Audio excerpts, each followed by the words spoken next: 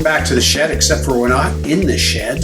We're virtual again for this episode. Our special guest, Cam of Vancouver, is back. We talked to him last episode, a whole bunch of stuff about ChatGPT, which was fascinating, but we will also hear about him and RJ in Portland playing foosball. For those of you who have played any kind of competitive sport, it doesn't really matter whether you've played foosball or not. You're going to hear a lot of stuff here that should ring some bells about your own experience. So here we go. So Cam, couple quick questions for you. How about one question that combines two things? When did you first start playing foosball and skating, both of those, and why? Like what led you down that particular path? I grew up in rural Alberta. There still has not been the Google vehicle to drive by. There's no street view right? of the house. My parents still live there. Wow. There's nothing. The only internet they have is satellite internet or dial-up. I didn't have proper internet until I was 24, which is late for people of my age. And all I had was a road. It was just a flat ground road. And one of the neighbors, he was probably 6 or 7 years older than me, which seems like a lifetime when you're 10. And he skateboarded. And I just wanted to do what the older kids down the road were doing. And it took a while before I actually became hooked on it. But I definitely have the personality to, like, you could have replaced skateboarding or foosball with anything that's engaging, and I would have just fallen in love with it. I like doing things. I don't like sitting still. I'm always busy, occupied, trying to progress at something. And then once I started to get a little better at skateboarding, being able to ollie, I was just addicted, and I've skated since then. I was probably 10 or 12 years old. I don't know the age, but I've been skating forever. I still identify more as a skateboarder than I do as anything else, even though my day-to-day actions, I'm more of a foosball player. But the whole reason that I got into promoting foosball was I would see people around me. I was 24 at this time-ish. And these people didn't work full-time jobs. They weren't reliant on, like, I couldn't go 2 weeks without a paycheck. Like, I was dependent on that salary coming in. But my friends, they could take months off and go on these crazy long trips. And I realized that there are people out there that make money without sacrificing their time. And I realized that a lot of these people aren't smarter than we are. They just actually tried to do it. And then I know I'm skipping over how I got into foosball, but at this point I was already in foosball. And I realized that I was really good at a game that costs $1. There's one moment where it all clicked. So I'm already on the thought process of how can I make passive income, or how can I change the situation that I'm in. I have a job that is a dream job. If I'd heard that as a child, that I was going to be a skate park designer, I wouldn't have believed you. And I wouldn't have thought that there could be anything better for me to do for the rest of my life. But after the harsh realization that it's just a job like every other job, I wanted to change. And I've had moments where one party remembers that moment forever, and the other person has no idea that that burned into their brain. I had a guy that coached me as a child, or I was 17. I was playing hockey. He was the assistant coach. I guess I went up to him and I thanked him, and I just wanted to, like, say goodbye to him after the season was over. We were leaving the parking lot for the last time. I'm no longer allowed to play minor hockey the next year. It's my last year as minor hockey.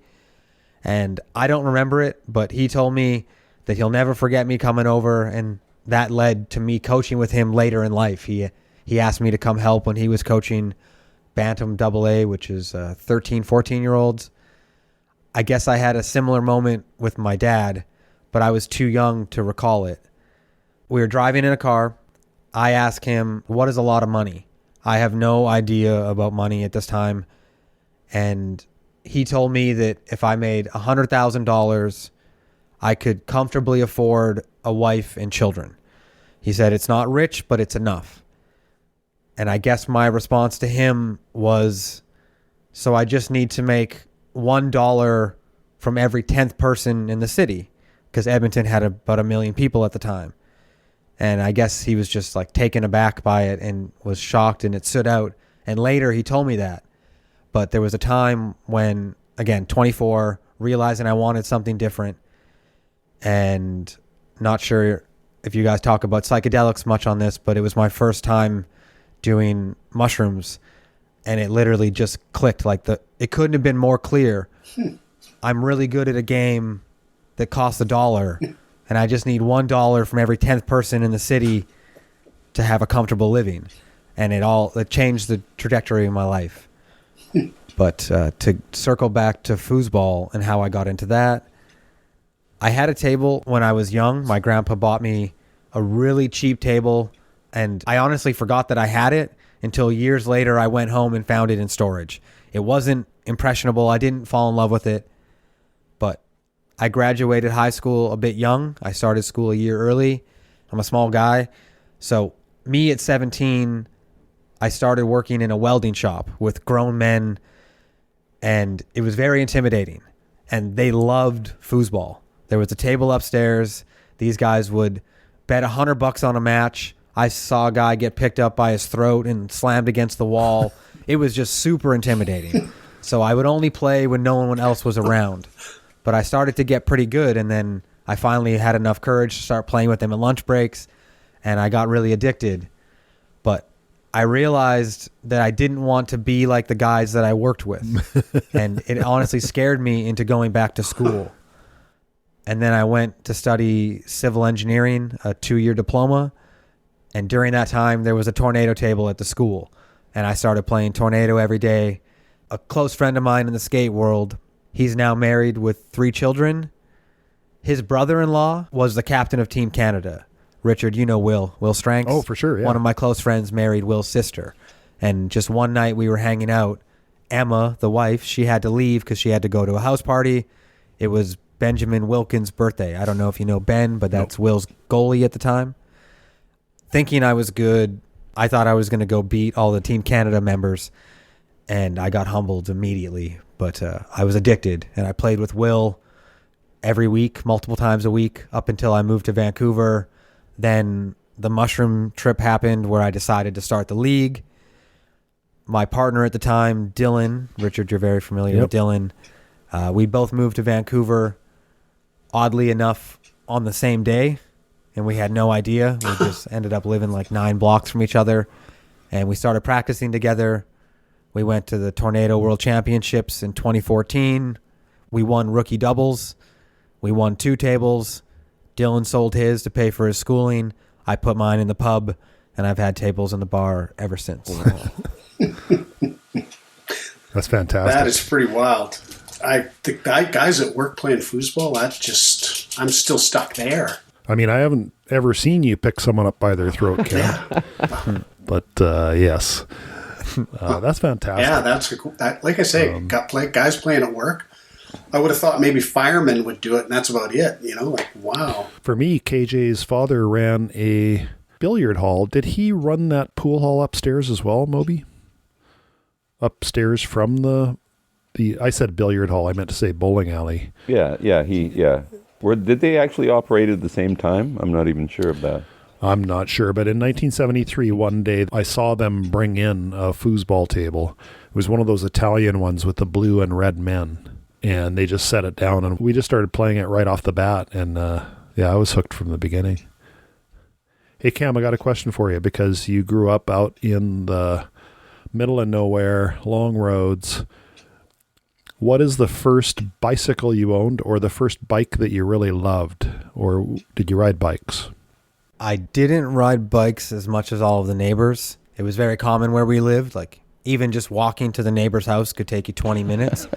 But I never took the time to try to ride a bike. And I just lied to my friends. I told them that I could ride a bike, but they'd never see me ride a bike. And I just kind of avoided it. But one of the neighbors, they had a really tall scooter with like bike-size wheels on it. And I would ride that when they brought those out, and they would share them. But I never would ride it until one day they called me out and they said, I don't think you can ride a bike. Like, you literally run beside us as we bike. And luckily I had ridden the scooter so much that I actually could ride a bike. But I stuck to the lie until I got on the bike. and it managed to work, and I could ride a bike. But once I realized I rode a bike all the time, but it was a Mongoose. It was a cheap BMX style bike that you would get from maybe Walmart or Canadian Tire. And this was my first bike. It had pegs on the back, but I just left it in the front yard one time, and my dad ran over it. And I was so heartbroken that he ran over my bike. Aw. But as soon as I picked up skateboarding, the bike was just gone. Like I forgot about it entirely. I only started biking again when I moved to Vancouver, and I just like to commute around the city. A different type of bike riding. I was trying to do tricks before, but now I just commute with it. I like the exercise, no traffic, no parking. That's a sign of good friends who call you out on stuff like that. Yeah. Yeah. Well, for me, I think I was around 7 years old, maybe 8. And I was a little bit late to bikes from my friends, I think. And we did not have a lot of money, but I didn't know that. I just thought, we have a normal existence. It was a kind of almost like a little shack, but I just thought it was a great house. Loved it. And Dad brought me home a used bike, and I'm sure my face just totally dropped. It was like rust colored. All the kids had Stingrays or Mustangs, whatever you call them. And I was just so disappointed. I didn't know how to ride a bike yet. And so I think he picked up on that, and within a day or two, he came home with a brand new pair of handlebars and a banana seat. And he put them on, and I loved that bike. It just meant so much to me. From then on, I was just like riding everywhere on it. I just loved the feeling of it. It was very rural, so riding down dirt roads all the time and over little jumps and stuff. And I actually rode that right through until we came up to Rosslyn. I don't think I knew you guys yet. And I actually rode down Park Street. Oh. Yeah, on this little Mustang with one gear. And I zoomed right through that intersection. So good thing no car came along. And then I crashed maybe around Watkinson's or something like that down there.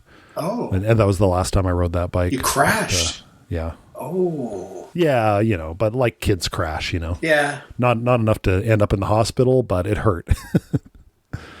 But anyway, that was the end of that bike. And so that's just a nice childhood memory I have of that. That bike meant a lot to me. First time you realize you don't have money. Yeah.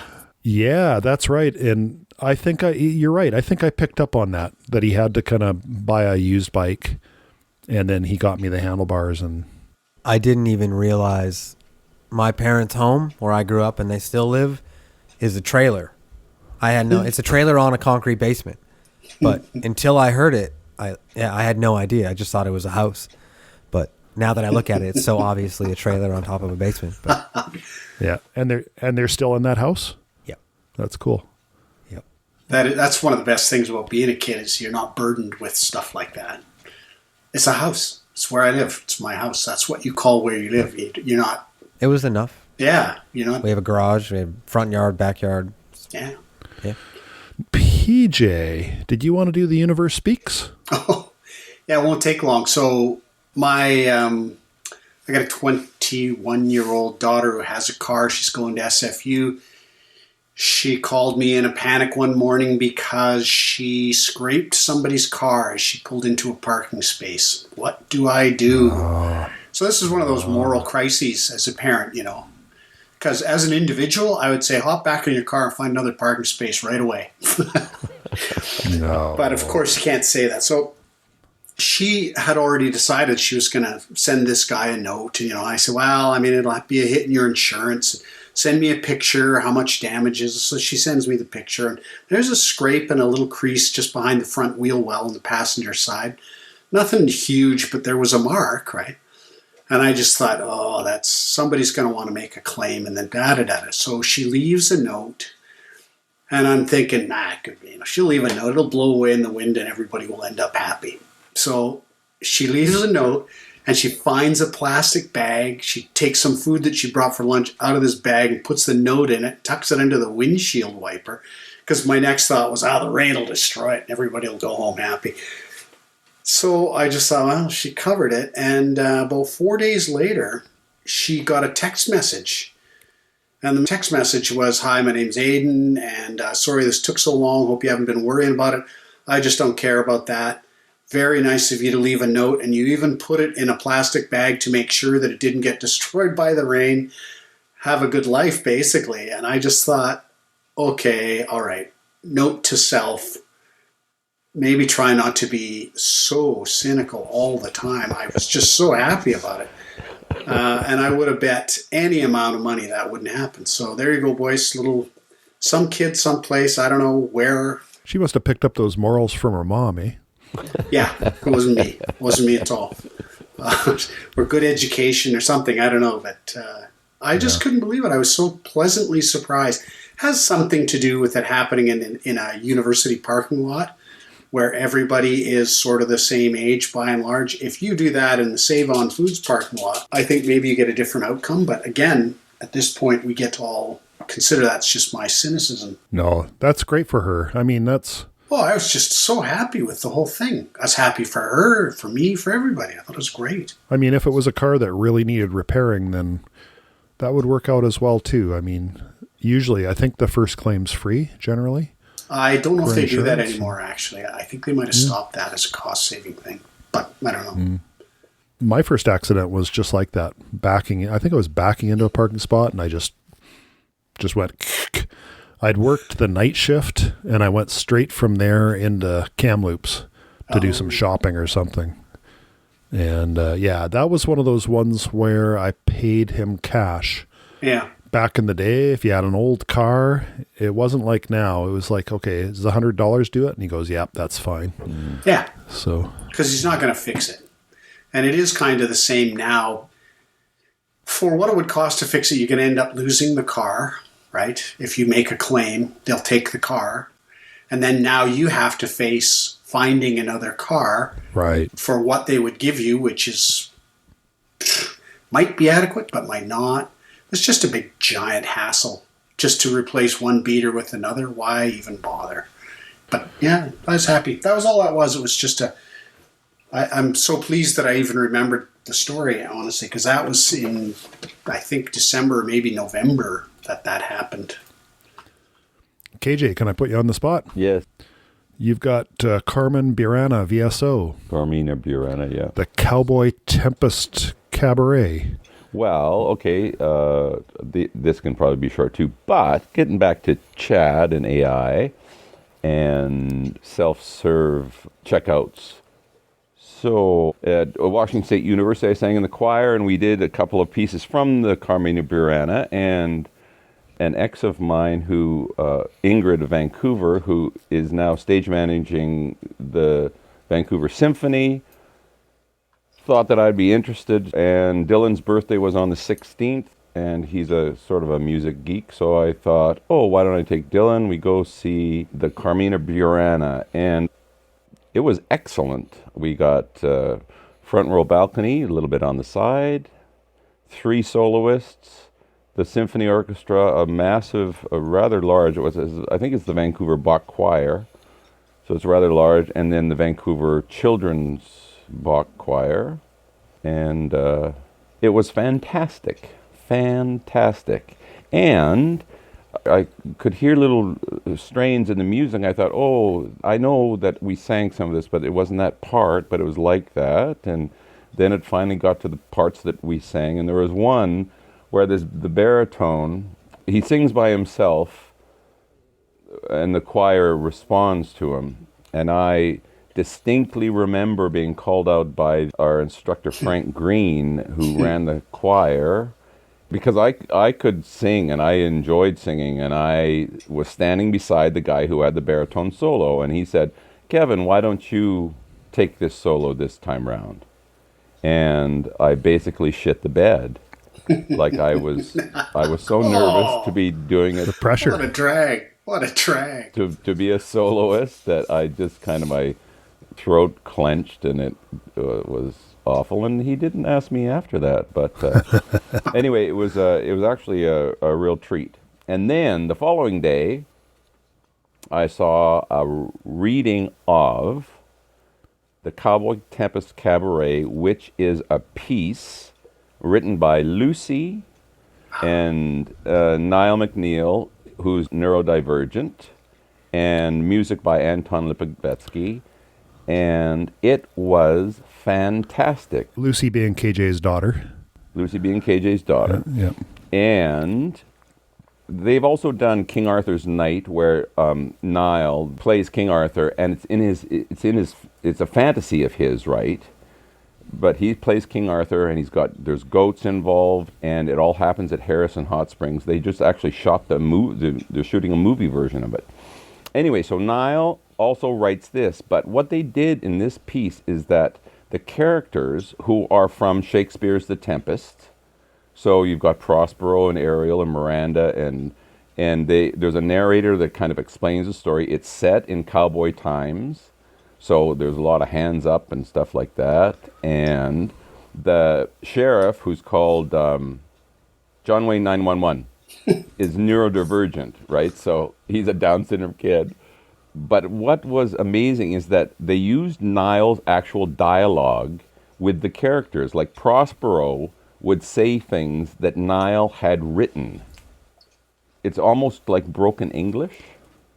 You know, like if you ever hear a Down syndrome kid talk, I don't even think I'm supposed to use that term. You're supposed to say neurodivergent. Anyway, another fantastic outing. So shout out to my children who accompanied me.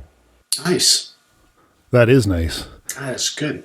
So Dylan accompanied you to Carmina Burana, and had he heard it before? Well, yes, you'll recognize it. It's all the, it's perfume ads, isn't it?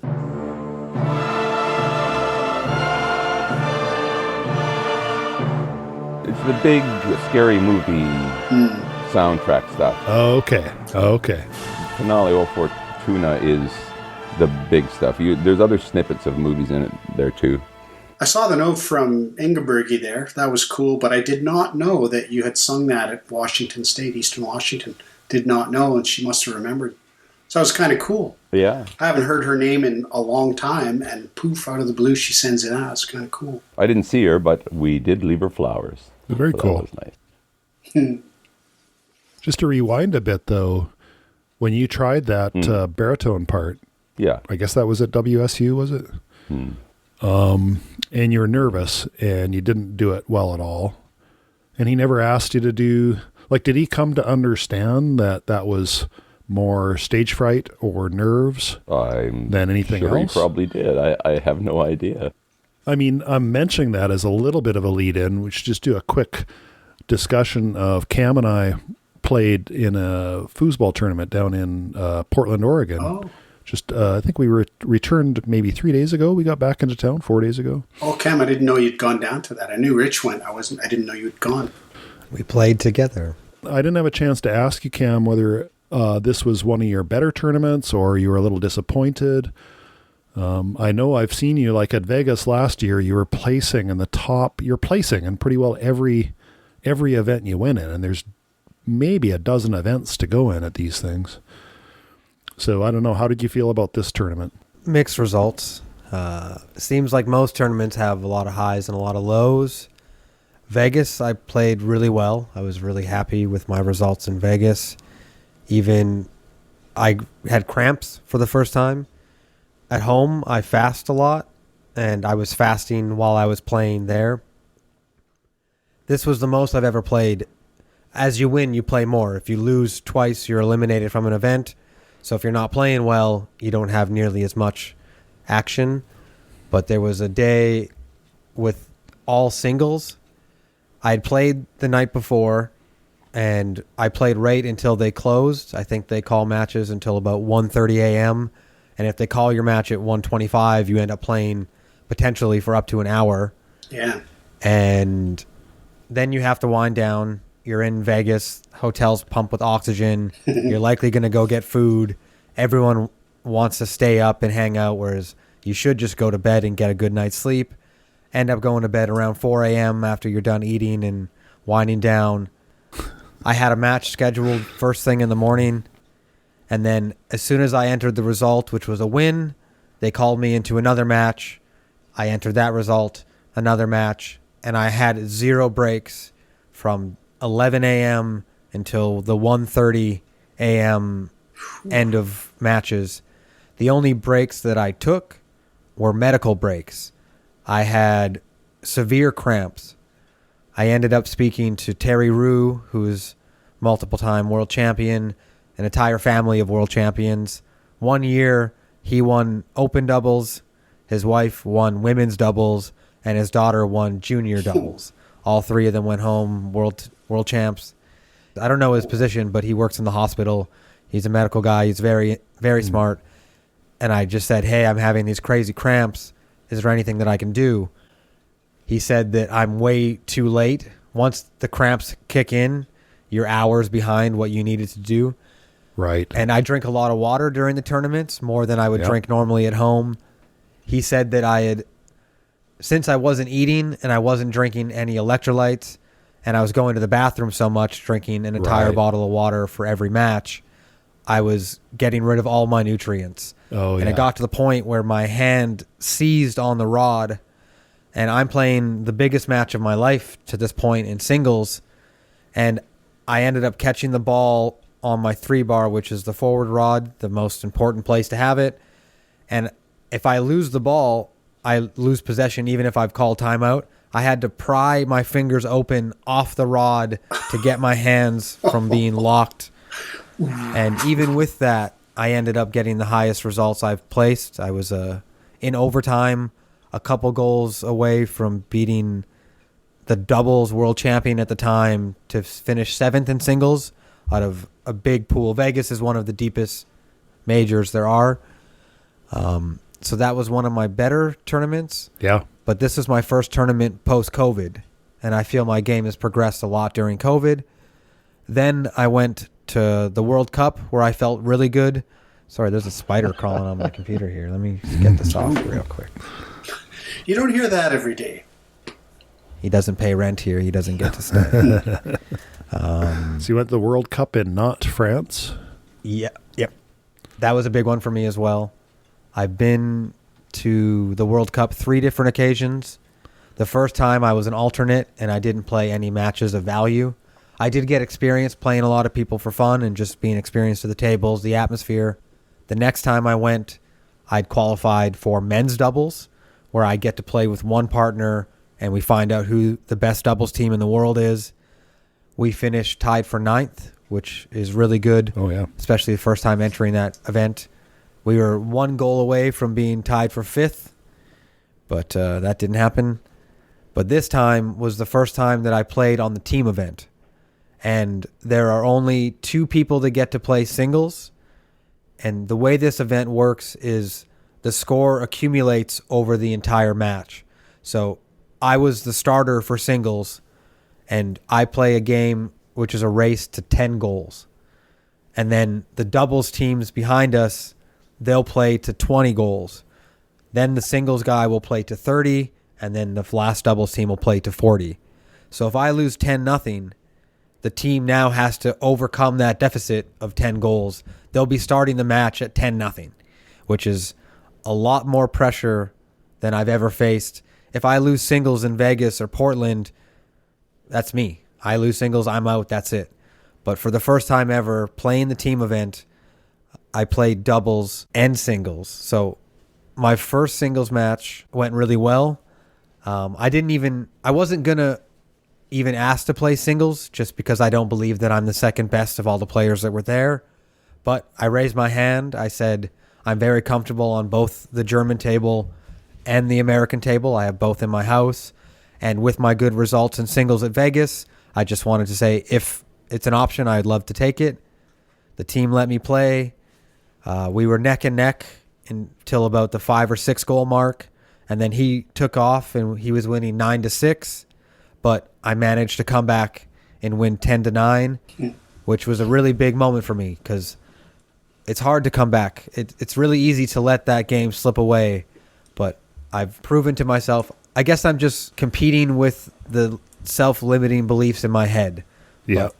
Once I get enough evidence that I can win these matches and I can hold myself against the best players in the world, it's harder to deny it when I have enough evidence. So this was a big moment for me. the team's watching as you play as well. Absolutely, yeah. So they're right there and you know your team's watching you, and how are you going to do here? And you're down 9-6. So they must have let out a pretty big cheer as you made your way up that scoreboard. Definitely. I don't know if you know Taha. He's from Ottawa, a very strong goalie, very strong player all around. He said to the rest of the team, Cam's going to win this. I didn't hear him say that, but knowing that he believed that I was going to come back is like, it's nice. It's really motivating for me. It's huge. Well, I was going to say, I've played in maybe 8 tournaments, I guess, 6 or 7. And I definitely suffer from a lack of belief in myself and nerves.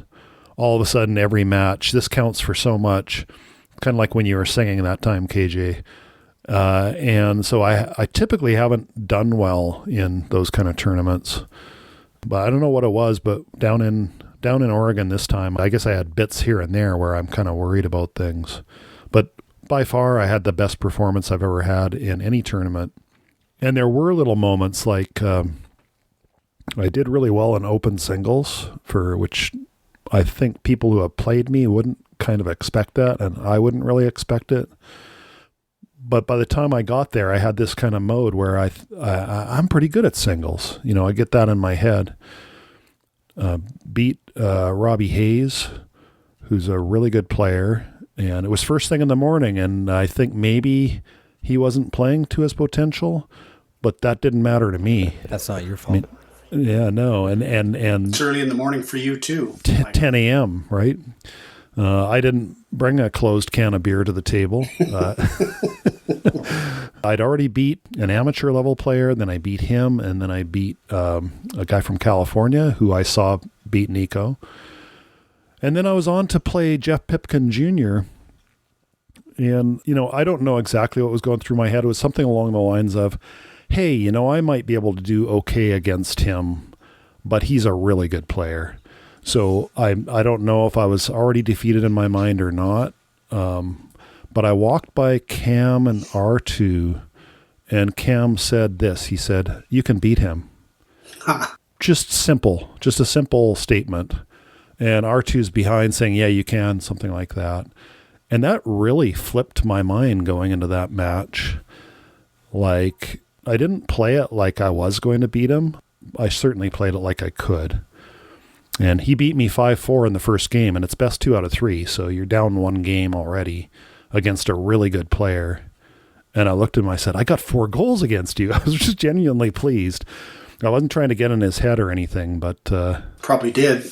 I don't know. He's a very experienced player, and he seemed to take that at face value. Like I was just very pleased with my own game. And I think he played pretty well, but I beat him.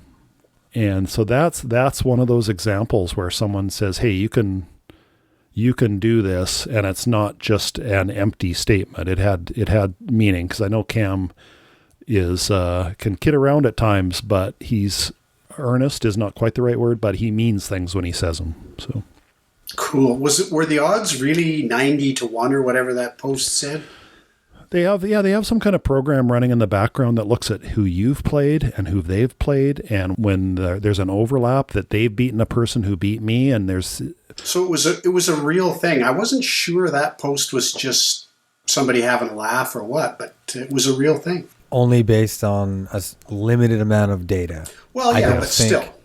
That if you allowed gambling and you let the odds change based on who are betting, none of those odds are accurate. Yeah. No. There was a match against R2. R2 and Jeff from Canada played Jeff Pipkin Jr., who you were just speaking about, and Cody, who's ranked master. He's one of the best players in that area.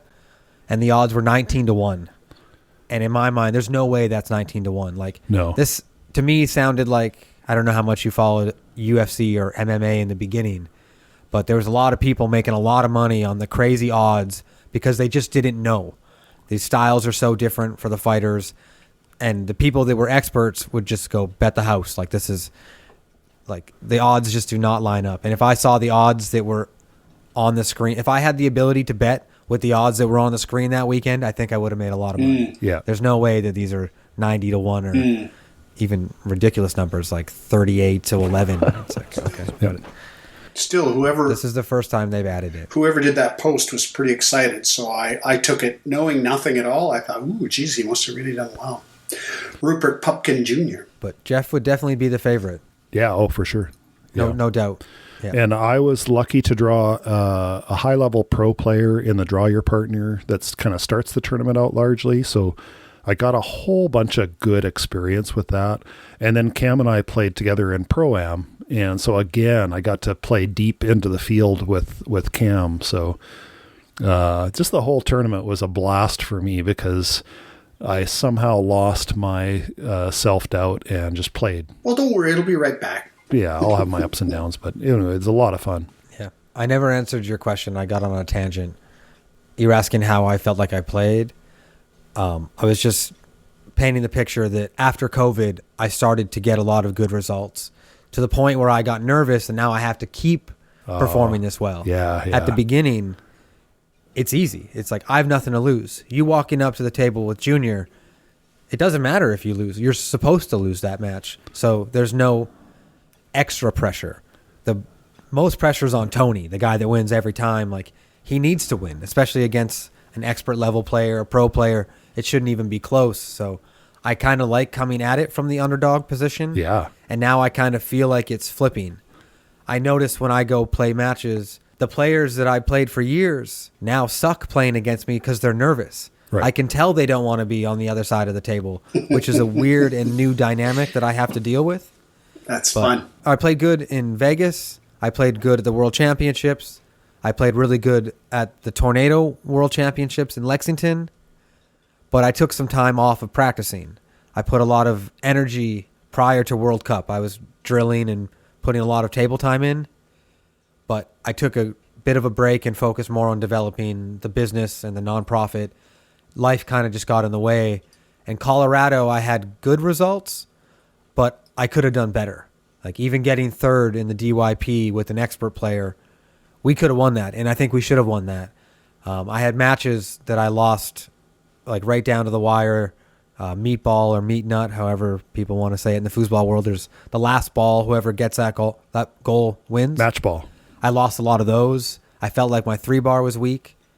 And this weekend in Portland was a mix. I definitely proved that I can beat anybody in that room, and I had some really good moments. I played two really good matches against the best team in the world, in my opinion. Tony and Rob, I think they're the strongest team in the world when they're playing together. And we almost beat them. Jeff and I, we lost 3-1, but all 3 of the games that we lost were 5-4, and I dropped a lot of Jeff's passes. Had I just been warmed up catching his passes, I think that match turns around really quickly. And I built a lot of confidence knowing that I can score against the best players in the world. They can't block my passing. They can't block my shooting. It comes down to just being able to perform at that level every ball for the entire weekend, because those guys also don't make mistakes. Yeah. It's just going to be an all offensive match all around. But I proved myself to a lot of people, I believe. And after I left, Jeff Pipkin Jr., the player that you were talking about in singles, he texted me and he wants to play pro doubles at Worlds. And that's a big opportunity for me. That is I wanted to awesome. play with Jeff for a long time. And I believe Jeff and I can beat any team in there. It's ours to lose. Yep. It's obviously a tough bracket, but nobody wants to go up against Jeff and me, I don't think. So No. it really motivated me to practice, and I'm excited for Vegas coming up, but even more excited for Worlds.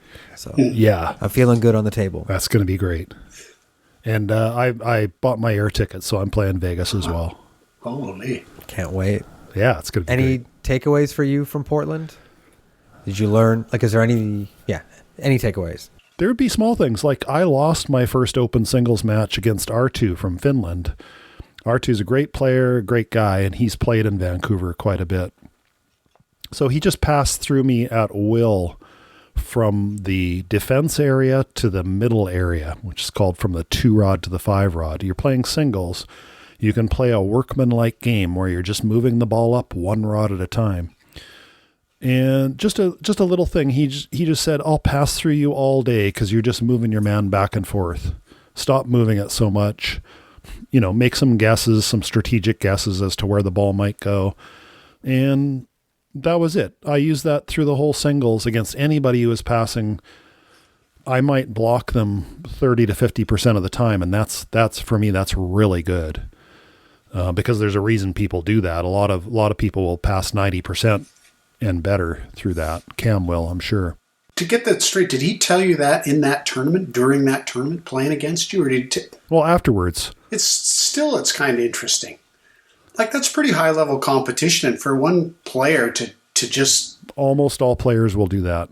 Just freely advise another, hey, you know what? I go through all... Like, that's just kind of wild. You just don't hear that. If you play someone like... R2's great. We were rooming together, and he's I'd call him a friend. I think if you're playing at a very competitive level against someone who you are likely to meet again later in the competition, they might be careful about telling you some magic trick that they were using against your game that they think that might come into play again. Yeah. Other than that, by and large, most players are going to be helpful to you. It just feels good.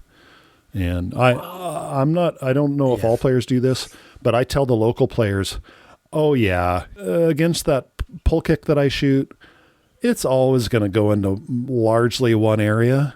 I don't have time to aim it. So I'll just tell little secrets like that to players. And if that means they're getting better against me, that means my game's going to get better. Yeah. Yeah, that makes sense. For me, I'll tell everyone, I'm going to make videos describing exactly my strategy offensively, because the way it works is you can't cover everything. There's more open than there is closed. So even if you understand a good system or a good series, it doesn't matter if they know. If anything, it kind of helps because I build on it. Something that I learned from Tony and Rob, who are the best team in the world that I was playing against. Rob, from the goalie, is always going to start with the same thing, even if you block it, because he's going to make you stay home. If you're always changing around what you're doing, now you're kind of guessing. But if you establish, you either have to stay here or I'm going to continue to do this, now you're forcing holes to be open. So if I tell you what I'm looking at, that's fine, because if you're blocking that, I know what to do next. And I don't have to look at option B. If I look at option A and see that option A is blocked, I know option B is open without having to change where I'm looking. And I trust in my ability to make quick decisions and execute fast. So the things that I would avoid telling. So if Richard, for example, was not blocking something, I could say, try not moving. That's the same advice that I actually would have given him. The less you move on 2 to 5, the harder it is to block, because it's now a timing game. You're determining, if I don't move, you have to go over here. Versus you can take either option if you're just waiting and being patient. And now it's up to me to guess when to move. But things that I wouldn't say, like let's say I play Nico again. There's certain things that I've noticed in his defense as I'm shooting from the forward rod. I might not say, oh, this is what I'm looking at. I don't necessarily want him to bait me into things, but I have no problem helping him in a lot of ways. But like Richard said, if you can make everyone around you better, they're going to force you to become better, because there's going to be players that are going to figure out your puzzle. And when you hit those players, it's better to know what to do. Learning it at the pub in Vancouver on a Wednesday night than when you paid $200 to enter and now you have to solve the problem in real time. Yeah, it's good to have got practice when somebody figures you out. Yeah. So it's good to develop flexibility. I rode home with R2, drove home, and so we talked a lot about foosball, as you can imagine. And we talked about it at many different layers. The further you get from the ground, the more philosophical it becomes. So sometimes that's hard to figure out. But yeah, coming out of those discussions, my 5 rod, which is the center rod, I can pass at will through some people. And that's great and everything. But once I'm playing against pro level players, that changes completely. My little fakes that will take a rookie or amateur level player off the ball, they just don't work. And so R2 gave me some very basic things that I kind of know about, but now I've got a little bit of a game plan to, Cam, you'll know this about my game. I am now practicing in the basement, tossing the ball 3 or 4 times before I pass. Not gonna do that every time, but you know that's one of the things that I often don't take the time to do. And hovering over the ball, I do have a brush pass, so I can hover over the ball and try and learn how to disguise it better. So those are just 2 little things, and I'm thinking, if I try 8 new things, not a good idea. But if I have a few things that I can focus on, those are a couple. Yeah. People under pressure end up executing the way they do at home when they practice. Ooh. And if you're the type of player to only toss once and then pass, when it's a big point, you're likely going to toss once and then pass. Or if you shoot on the same timing, you set the ball up, generally 2.5, 3 seconds, then you shoot. It's really hard to break that when you're in the moment. The lights are on, people are watching you, it's being streamed to the world. You just kind of revert back to that. Yeah. And Richard, this might ring a bell because we played some really good teams in our Pro-Am. And there was one guy that was passing really well, but I was also passing and scoring really well. You don't need to make every save, and some players get too focused on, I need to block everything all the time, but you only need to block the one when it's 4-4. You only need to block the important point. As long as you're successfully scoring as an offensive player. So if you can figure out what is it that they like to do when they practice, as that pressure builds and builds, you can take it away when you need to. Yeah. Like you can let people have stuff earlier to give them this false sense of success, and then remove that as soon as you need to get a big block or need to get a steal. I remember that. I think you told me before he passed that you knew how to block it. And the key block was on that 5th point. They needed 5 points. And he went uphill, I think, or wherever you went, you just grabbed it. Yeah. I told you ahead of time, don't think that I'm crazy for the defense that I'm giving and just trust the process, because when I need that block, I'm going to get that block. And then it came to the point where I think we won 2 games straight. So even if they had scored it, we still have a 3rd game that we can win. But it was 4-4 in the second, match point for us. And I knew. I made it seem like he could get away with this option every time that he tried it. And even to the point where I would let him make the pass, and then I would pretend that I'm trying to race out there, making him confirm that he's faster than me. Yeah. But as soon as it was the point that I needed, I didn't even wait for him to move. I just showed him the same pattern. Hey, it's open. And then I just came out ready for the steal, and it worked perfectly. Hit my guy. Not only did I get the block, it jumped up to my forward rod. I immediately scored. Game's over. Everything's done. And as a goalie, I was quite aware that I'm going to get scored on. It's a percentages game, and a really good forward, when they're on fire, they're going to score at least 50% on you, maybe more. So I'd never get down when I got scored on, because I knew you knew that. And when I was playing with Michael Stahl, same thing. So yeah, Blake Robertson would score on me. I wouldn't really worry about it. Blake Robertson's a multiple-time world champ. And I asked Richard to score 9 goals out of the back, but I think he only got like 7. So. I think I got 6 or 7 goals out of the back that match, yeah. Yeah. No, that was a good one. Huh. Anyway, enough about us. Okay, I gotta walk the dogs. I gotta see if they plowed my street. I shoveled like mad. I did about an hour of shoveling this morning just because. Well, the neighbor got himself a new electric snowblower. And, like I was in bed still. Sue got out there, and he'd already done his entire driveway, and it's a pretty big driveway. He came over and did about 3/4 of ours. Is this John? He had his new toy. It's we have 2 John neighbors. Oh, the downhill one. Yeah, I call him Eastside John. That's funny. Yeah. Well, the old manual. The snow's wet too. Wait a lot. Yeah. Cam, it was great having you again. I forgot to mention earlier, you joined us for a couple excellent early episodes. I think they were in maybe the 20s, PJ, or something like that. 27, 28. That's going to go into the intro, I was thinking. Yeah, and we're already up around episode 150. This will be 155, I think. Perfect. Yeah, Maybe. 5 and 6. Really great having you back. Sorry we couldn't do it in the Yeah. shed. That's always more fun, but I had this bad cold and didn't want to take any chances. I couldn't have got there today except public transit anyways, because I just couldn't. There's Buddy. Here is Buddy. Buddy has been really well behaved, KJ. Did you take him for a good walk today? Nobody's here. He doesn't know. Oh, right. He doesn't know to bother us. Yeah, those two. It's sedatives. Don't lie to us. Anyway, Cam, it's great having you. Great hearing about all the stuff you've been doing with ChatGPT and the other stuff as well. Yeah, great stories, Cam. Yeah. Appreciate the invite. Yeah. Thanks so much. That's all we got time for today. Thanks so much to Cam of Vancouver for coming on. Really a pleasure to have him here with us. Hope you enjoyed it as much as we did. As always, if you have thoughts about anything that you heard here today, let us know. Just get in touch with us, because we had a lot of food for thought in this episode, and it's not our usual stuff either. So let us know if we should do more of this kind of stuff or whatever you think. Come back and hear us again. See you later. Bye. Bye now.